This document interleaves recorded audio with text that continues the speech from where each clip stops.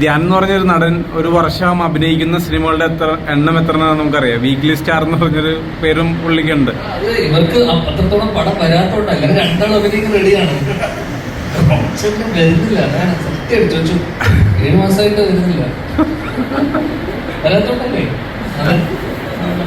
എനിക്ക് വരുന്നു, ഞാൻ ചെയ്യുന്നു, വരുന്നു, ചെയ്യുന്നു. അല്ല, നമുക്കിതിപ്പോ സിനിമ കാണുമ്പോൾ നമുക്ക് മനസ്സിലാവുന്ന നമുക്ക് ഒരു സിനിമ കഴിയുമ്പോൾ അടുത്ത സിനിമ ചെയ്യുമ്പോൾ ഒരു കഥാപാത്രത്തിലേക്ക് വരാൻ തന്നെ നമുക്ക് അതിനുവേണ്ടി പ്രിപ്പയർ ചെയ്യണം. പല പല കാര്യങ്ങൾ ചെയ്യേണ്ട ഒരു കാര്യമാണ്. ധ്യാൻ എന്ന് പറയുന്ന നടൻ ഒരു വർഷം ഒരു 13-15 സിനിമകൾ മിനിമെങ്കിലും ചെയ്തിട്ടുണ്ടാവും.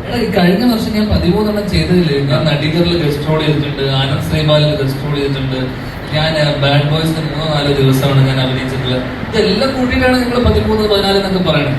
അപ്പൊ അതിനകത്ത് ബാക്കിയിലൊക്കെ ഞാൻ വർഷങ്ങൾക്ക് ശേഷം മാത്രമേ ഉള്ളൂ. വർഷങ്ങൾക്ക് ശേഷം പിന്നെ 4 സിനിമയുള്ള ഞാൻ ഫുൾ ലെങ്ത് ഉള്ള സിനിമകൾ.